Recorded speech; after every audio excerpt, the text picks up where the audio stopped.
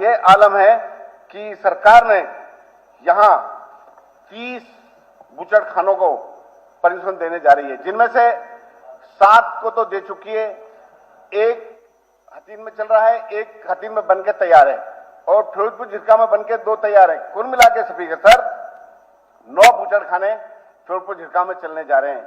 मैं ये कहता हूं, आपके माध्यम से मंत्री जी से पूछना चाहता हूं कि ऐसा क्या हो गया, ऐसी क्या इंडस्ट्रीज होगी, सारों को मेवात में ही लेके आ रहे हो।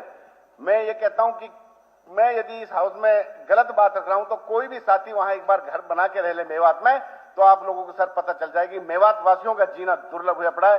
सर 8-8 किलोमीटर तक हम खा नहीं सकते, सो नहीं सकते, बैठ नहीं सकते, इतनी मक्खियां, इतनी मच्छर आते हैं कि सर जीना दुर्लभ हुआ पड़ा है पूरे मेवात वासियों को। और मेवात का सबसे ज्वलनशील मुद्दा बना हुआ है। तो मैं ये कहना, मेरा क्वेश्चन ये है मंत्री जी से कि आपने 9 को तो परमिशन दे दी, 21 लाइन में और लगे हुए हैं।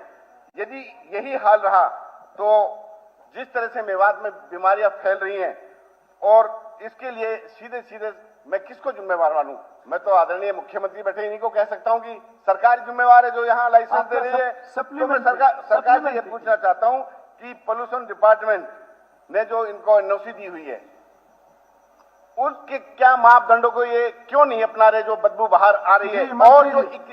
और जो 21 है, मैं सरकार से ये भी मेरा क्वेश्चन है, इनके साथ साथ जब ये पोल्यूशन डिपार्टमेंट के नॉर्म्स को पूरा नहीं करते हैं तो इनके लाइसेंस को रद्द किया जाए। और जो 21 है सर, आने वाले फ्यूचर में उनको भी जो कंसर्न टू एस्टेब्लिश है उसको भी कैंसिल किया जाए। ये मेरी सरकार कब तक करेगी? अध्यक्ष महोदय, ये ठीक बात है कि तकरीबन हमारे इस 2014 के बाद 28 लाइसेंस एनओसी दिए गए, उनमें से 7 चल रहे हैं और बाकी की प्रक्रिया जारी है। लेकिन ये भी एक उद्योग है और जो जहां मांग करता है, यदि वो क्राइटेरिया पूरा करता है अध्यक्ष महोदय, तो उसको परमिशन देनी सरकार का दायित्व है। जनवरी 2025 से पहले इसका क्राइटेरिया कोई फिक्स नहीं था। अब हमने जो फिक्स किया है 29/1/2025 को, इसमें रेड कैटेगरी जो 500 मीटर दूर होनी चाहिए गांव से, स्कूल से, मंदिर से, फॉरेस्ट से या कोई नदी जाती हो तो, और ऑरेंज कैटेगरी की 200 मीटर दूर होनी चाहिए, ग्रीन कैटेगरी में 100 मीटर दूर होनी चाहिए। हमने क्राइटेरिया फिक्स किया है।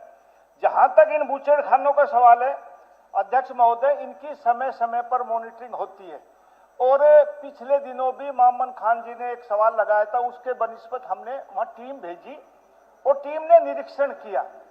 बहुत कम कमियां पाई, जिन पे कमियां पाई उन पे हमने बाकायदा फाइन लगाया है।